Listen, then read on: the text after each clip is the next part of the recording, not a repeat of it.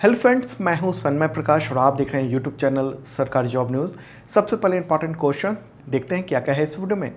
तो देश का सबसे बड़ा गोल्ड रिजर्व बिहार के किस जिले में मिला है, जिसकी विस्तृत खोज की अनुमति राज्य सरकार ने दे दी है।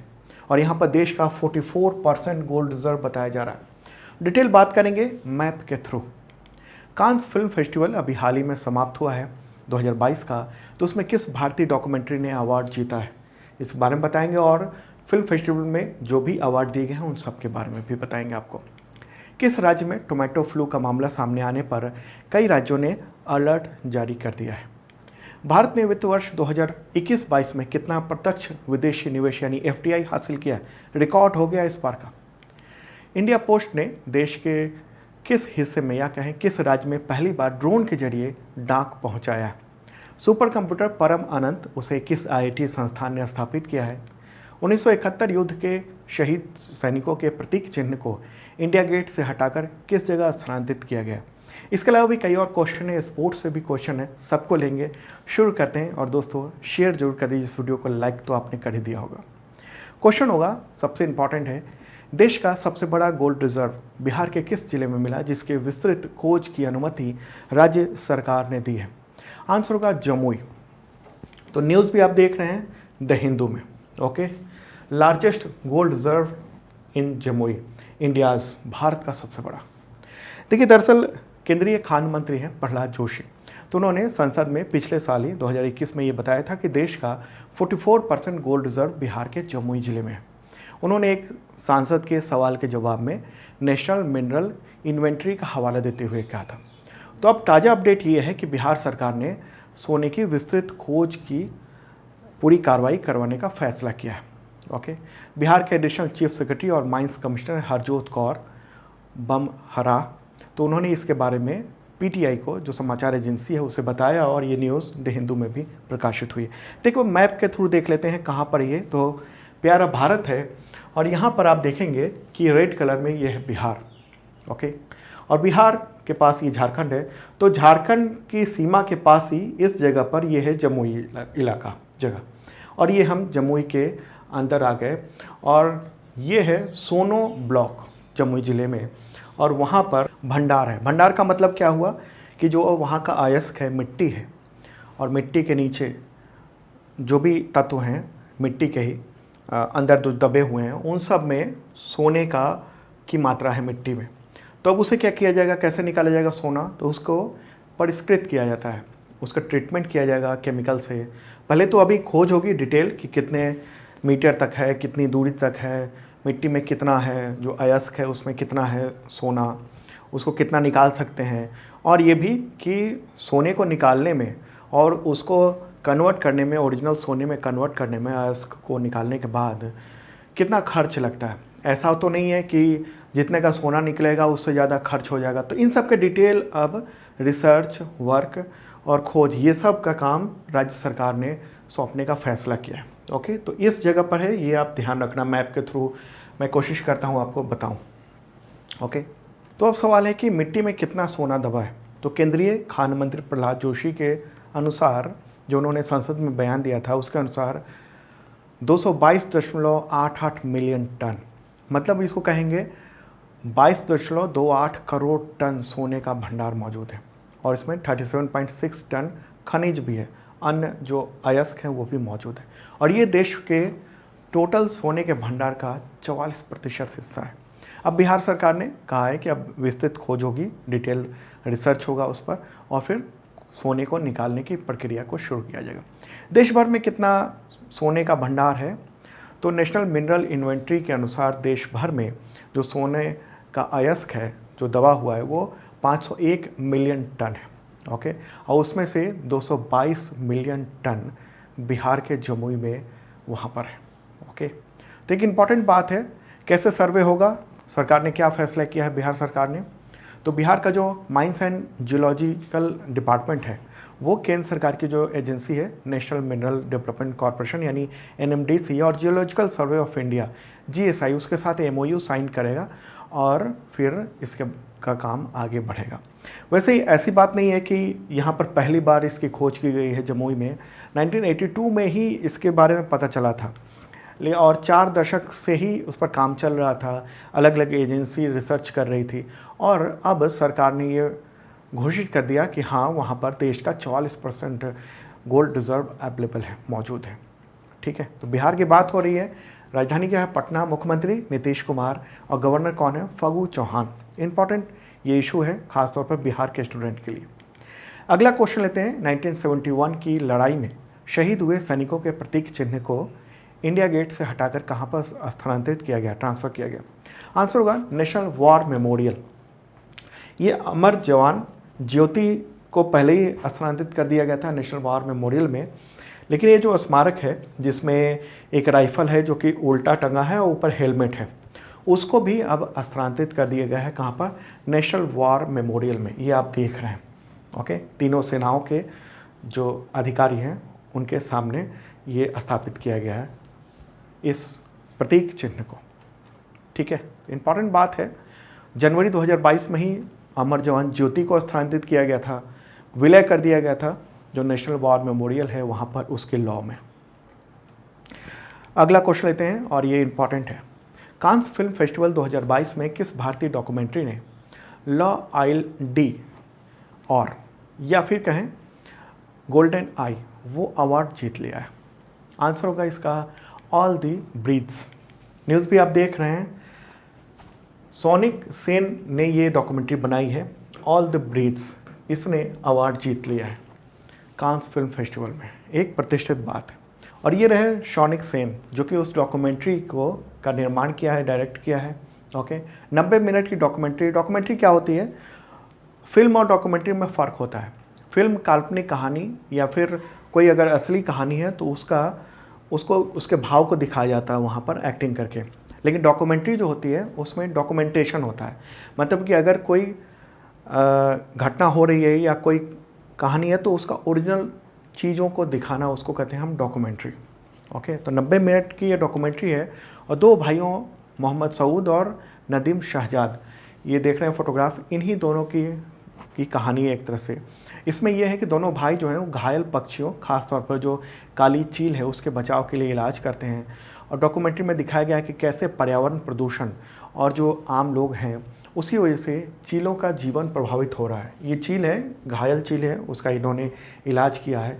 तो पूरी स्थिति पर है कि कैसे राजधानी दिल्ली में वहाँ किस तरीके से पर्यावरण प्रदूषण की वजह से पक्षियों का जीवन कितना ज़्यादा प्रभावित हो रहा है।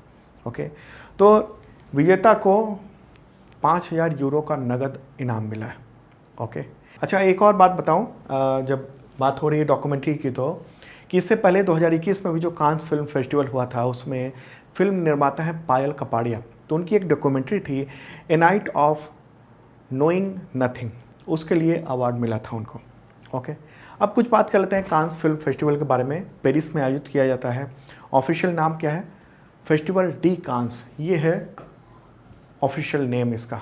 ओके, और फिल्म फेस्टिवल की शुरुआत कब हुई थी? 1946 में, और 2022 में ये 75वां संस्करण था। आयोजन कब से कब तक हुआ? तो 17 से 28 मई 2022 तक। और इम्पॉर्टेंट बात है कि इस फिल्म में दीपिका पादुकोण को एक जूरी मेंबर के तौर पर इनवाइट किया गया था वहाँ पर, और भारत कंट्री ऑफ ऑनर बना इस बार। तो ये दो चीज़ें हैं, ये इम्पॉर्टेंट है। और इसके प्रमुख अवार्ड कौन कौन से होते हैं? पाम ड'ओर और ग्रैंड प्रिक्स, ये 2 प्रमुख अवार्ड होते हैं। तो इससे भी रिलेटेड अगला क्वेश्चन लेते हैं। उससे पहले आपको बताऊं कि अब तक का total current affairs PDF available हो चुका है। मई तक का टोटल है, आप देख सकते हैं। एवरी वीक का, एवरी मंथ का, 2021 से 2022 तक का तमाम एग्जामिनेशन में काम आएगा। और ये PDF आप प्राप्त कर सकते हैं मेंबरशिप के थ्रू। 1 ईयर का मेंबरशिप है और इसके जरिए आपको मिलता है करंट अफेयर्स का PDF every week, every month, every trimonthly, half yearly, yearly, पिछले साल के भी 2020-21 के भी PDF आप डाउनलोड कर सकते हैं। एक्सेस मिल जाता है ऐप के थ्रू। वीकली मॉक टेस्ट होता है एवरी संडे को, करंट अफेयर्स का टेस्ट ले सकते हैं आप। Exam based monthly test series भी आयोजित किया जाता है एवरी मंथ को, ताकि करंट अफेयर्स के अलावा भी तमाम जो भी सब्जेक्ट हैं उसकी तैयारी को जांच सकें। और 40% डिस्काउंट है बुक्स पे और फ्री शिपिंग भी है। देखना जरूर इस वीडियो के डिस्क्रिप्शन में। और हाँ, जल्दी हम लोग मेंबर्स के लिए खास सुविधा शुरू कर रहे हैं कि ऐप पे ही, जो सरकारी जॉब न्यूज़ का ऐप है, उस पर आपको एड फ्री करंट अफेयर्स का वीडियो मिल जाया करेगा। अगला क्वेश्चन लेते हैं, कांस फिल्म फेस्टिवल 2022 में किस फीचर फिल्म ने पाम ड'ओर अवार्ड जीता है? ये अवार्ड होता है बेस्ट फिल्म का अवार्ड होता है, ये समझ लीजिए आप, पाम ड'ओर। इसका आंसर क्या है? Triangle of sadness. Okay, Cannes film festival जो 75वां था संस्करण, उसमें ट्रायंगल ऑफ द सैडनेस देख रहे हैं आप, न्यूज़ भी द हिंदू में। इसके डायरेक्टर कौन है? रूबेन ओसलुंड, ये रहे डायरेक्टर। तो इन्होंने ये अवार्ड लिया ट्रायंगल ऑफ सैडनेस के लिए। ओके, रूबेन स्वीडन के हैं और ये फिल्म भी स्वीडन में बनी है। और ये अवार्ड जो है पामो ड'ओर, ये सबसे प्रतिष्ठित अवार्ड होता है कांस फिल्म फेस्टिवल का। तो आपसे ये नहीं पूछा जाएगा एग्जामिनेशन में कि बेस्ट फिल्म का अवार्ड किसे मिला, आपसे पूछ दिया जाएगा कि Palme d'Or award Cannes film festival में किसे मिला। तो आपको ध्यान रखना है ट्रायंगल ऑफ सैडनेस। चलिए आगे बढ़ते हैं, अगला क्वेश्चन लेते हैं। कांस फिल्म फेस्टिवल 2022 में बेस्ट एक्टर का अवार्ड किसे मिला है, किस एक्टर को? आंसर होगा सोंग कांग हो, साउथ कोरियाई एक्टर हैं।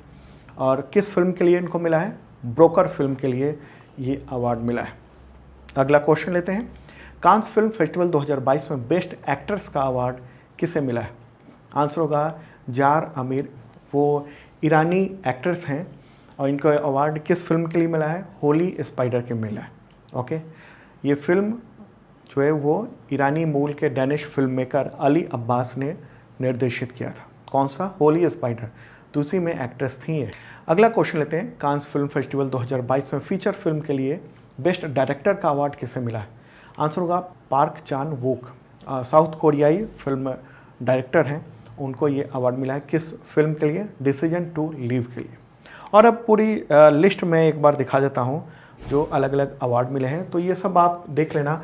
ख़ास तौर पे जो फीचर फिल्म और ये डॉक्यूमेंट्री है, डॉक्यूमेंट्री चूँकि इंडिया का है इसलिए ये अवार्ड ज़रूरी है डॉक्यूमेंट्री वाला, और ये फीचर फिल्म में जो अवार्ड मिला है इन सब को आप ध्यान दे देना।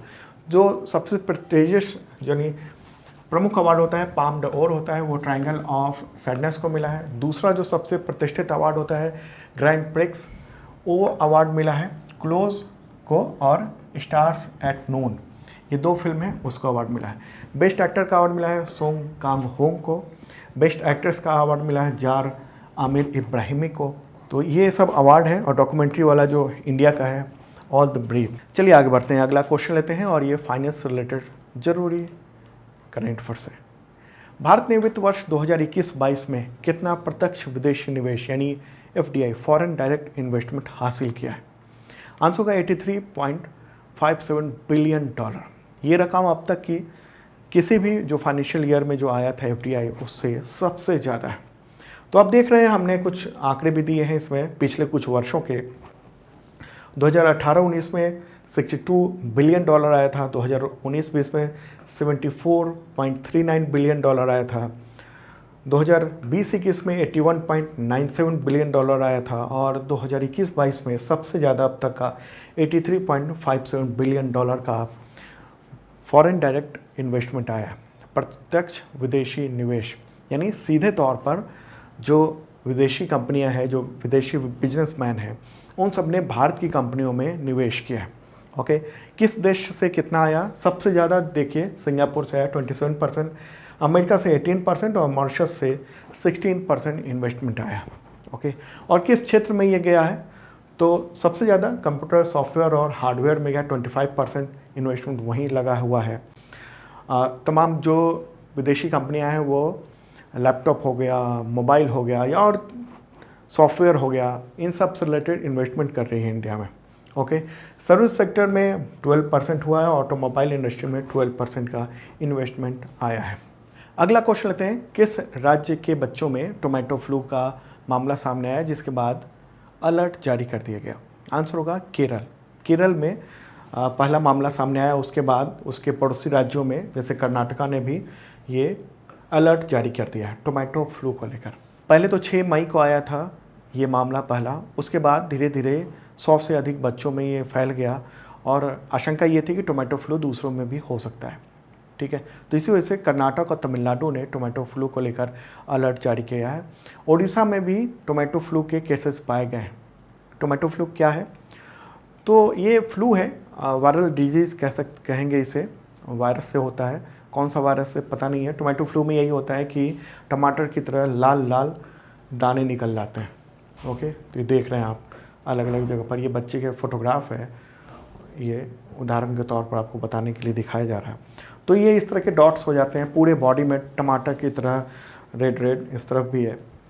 तो ये 5 साल से कम उम्र के बच्चों में ये इफेक्ट दिखता है और फ्लू से फफोले पड़ जाते हैं, दिक्कत होती है। कुछ समय तक ये रहता है, इसको बुखार कह सकते हैं, टोमेटो फीवर कहते हैं इसको। ओके, क्या होता है, तेज बुखार होता है, त्वचा में जलन होती है, डिहाइड्रेशन होता है, चकत्ते पड़ जाते हैं, थकान हो जाती है बच्चों में, पेट में ममोड़, शरीर में दर्द, उल्टी, दस्त, खांसी, छींक आना, ये सब इस दौरान होता है।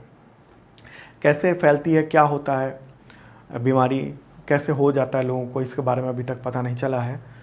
ओके, और इस पर रिसर्च चल रहा है। कुछ दिन बाद ये बीमारी रहने के बाद बच्चों में अपने आप ये ख़त्म हो जाता है।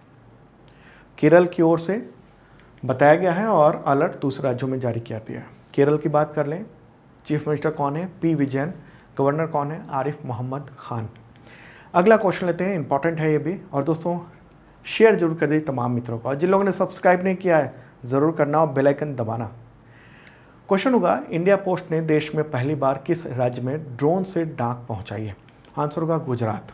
ओके, न्यूज़ भी आप देख रहे हैं द हिंदू में, for the first time India post delivered mail using drone in Gujarat under pilot project. तो ये पायलट प्रोजेक्ट के तहत ऐसा किया गया है, और ये ड्रोन भी देख रहे हैं आप, और इसमें भारतीय डाक का ये निशान भी लगा हुआ है, लोगो भी लगा हुआ है।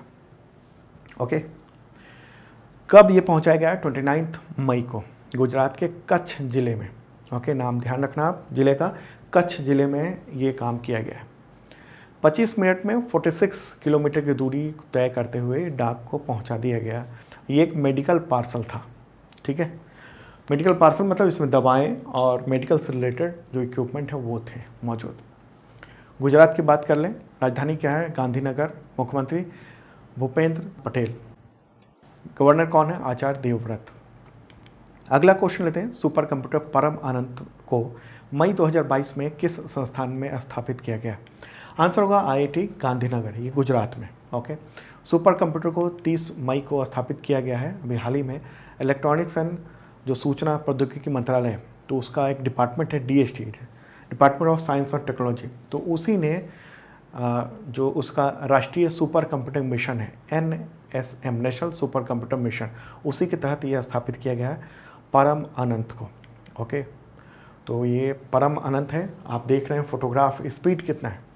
838 टेराफ्लॉप्स, मतलब अगर आपके पास जो लैपटॉप होगा, कंप्यूटर होगा आपके घर में, उससे 2.5 लाख गुना स्पीड ज़्यादा है। और इससे पहले भी मई में ही NIT तिरुचिरापल्ली में, वहाँ पर तमिलनाडु में सुपर कंप्यूटर स्थापित किया गया था, उसका नाम क्या था? परम पोरुल। अगला क्वेश्चन लेते हैं, अजरबैजान में आयोजित ISSF वर्ल्ड कप 2022 में 10 metre air rifle team women श्रेणी में किस भारतीय महिला खिलाड़ी ने गोल्ड मेडल जीता है? आंसर होगा उपरोक्त सभी। तो ये तीनों की टीम थी और इन सब ने जीत लिया। क्या क्या नाम है इनका? इला वेनिल वला रिवन, रमिता और श्रेया अग्रवाल, ठीक है। 31 मई को गोल्ड जीता है इंडिया ने। और यहाँ फोटोग्राफ ये रहा तीनों का, सेलिब्रेट कर रहे हैं जीतने के बाद। क्वेश्चन होगा, टाटा मोटर्स ने फोर्ड इंडिया प्राइवेट लिमिटेड के किस मैन्युफैक्चरिंग प्लांट के अधिग्रहण के लिए समझौता ज्ञापन पर सिग्नेचर किया है, MOU साइन किया है? आंसर होगा सानंद मैन्युफैक्चरिंग प्लांट, गुजरात में। ओके, टाटा मोटर्स की जो सब्सिडरी कंपनी है Tata passengers electric mobility limited, TPEML, तो उसी ने 30 मई को ये समझौता ज्ञापन पर सिग्नेचर किया है। किस किस ने? गुजरात सरकार ने भी किया है। और न्यूज़ तो आप देख रहे हैं यहाँ पर, और फोटोग्राफ ये रहा। दरअसल क्या है कि टाटा मोटर्स जो है फोर्ड का जो सानंद मैन्युफैक्चरिंग प्लांट है उसका अधिग्रहण कर रहा है। चलिए आगे बढ़ते हैं, अगला क्वेश्चन लेते हैं। किस राजनीतिक दल के प्रमुख भीम सिंह का निधन हो गया 31 मई 2022 को? आंसर होगा J&K national panthers party, Jammu Kashmir national panthers party. वो इस पार्टी के संस्थापक और मुख्य संरक्षक थे, उनका निधन हो गया। तो दोस्तों ये था इंपॉर्टेंट करंट अफेयर्स, और भी है तो उसको अगले वीडियो में हम लोग कवर करेंगे। और आप डाउनलोड कर सकते हैं सरकारी जॉब न्यूज़ का मोबाइल ऐप डाउनलोड कर सकते हैं आप कहाँ से? तो गूगल प्ले पर जाइए, सरकारी जॉब न्यूज़ सर्च करेंगे, आपको ये लोगो मिलेगा और डाउनलोड कर सकते हैं। वहाँ से आप करंट अफेयर्स की बेहतरीन तैयारी कर सकते हैं। तमाम PDF वहाँ है। मेंबरशिप के जरिए आपको बहुत ही लाभ मिलेगा। अब कल मिलेंगे नए वीडियो के साथ।